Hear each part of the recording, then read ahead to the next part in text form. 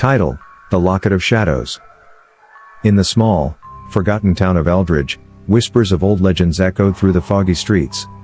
Among them, the tale of a cursed locket, said to bring misfortune and despair to anyone who dared to wear it, was the most feared. The locket had been lost for decades, its dark power hidden from the world, until one fateful evening. Mara, a young and curious historian, stumbled upon the locket while exploring the abandoned attic of her late grandmother's house. Intrigued by its intricate design, she picked it up. The locket was cool to the touch, despite the stifling heat of the attic. It was adorned with an ornate pattern of swirling vines and a single, dark gemstone that seemed to absorb the light around it. As Mara held the locket, she felt an inexplicable chill run down her spine. She could have sworn she heard a faint whisper, though she was alone in the dusty, dimly lit attic. Shaking off the eerie feeling, she decided to take the locket home, intent on researching its origin. Back in her cozy apartment, Mara placed the locket on her desk and began her investigation. She uncovered an old, tattered journal hidden among her grandmother's belongings. The journal belonged to her great-grandmother, Eliza, and it detailed the sinister history of the locket.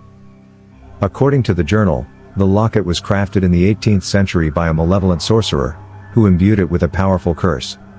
Anyone who wore the locket would be haunted by their darkest fears, and ultimately, their soul would be claimed by the sorcerer, doomed to eternal torment. Despite the disturbing revelation, Mara's curiosity overshadowed her fear. She decided to wear the locket, convinced that the curse was nothing more than an old family legend. As she clasped the locket around her neck, a sudden wave of nausea washed over her, and the room seemed to darken. That night, Mara's sleep was plagued by horrific nightmares. She found herself trapped in a labyrinth of shadows, pursued by unseen entities that whispered her name with every step. Each corner she turned, she encountered twisted reflections of her deepest fears, her loved ones in anguish, herself in chains, endless darkness. Days turned into weeks, and Mara's condition worsened. She began to see shadowy figures in the corners of her vision, hear disembodied voices calling her name, and feel a constant, oppressive presence watching her. Desperate, she reached out to an expert in the occult, hoping to break the curse. Dr. Aidan Blackwood, a reclusive but renowned occultist, agreed to help Mara.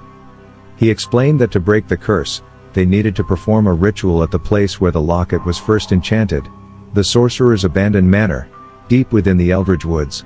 On a moonless night, armed with ancient texts and trembling resolve, Mara and Dr. Blackwood ventured into the heart of the forest.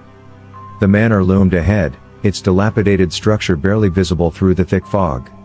Inside, the air was heavy with a malevolent energy, and the shadows seemed to writhe and breathe. As they began the ritual, the locket grew unbearably hot against Mara's skin.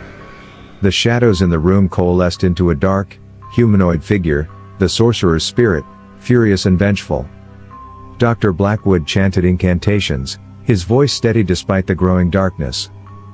In a final, desperate plea, Mara tore the locket from her neck and threw it into the ritual's fire. The figure screamed in agony, dissolving into a cloud of black smoke. The oppressive atmosphere lifted, and the manor fell silent. Exhausted but relieved, Mara and Dr. Blackwood left the manor. The locket, now reduced to ashes, no longer held any power. Mara knew she would never forget the ordeal, but she was grateful to have survived. As they emerged from the woods, the first light of dawn broke through the trees, dispelling the lingering shadows. Mara vowed to respect the power of the unknown, her curiosity forever tempered by the dark encounter.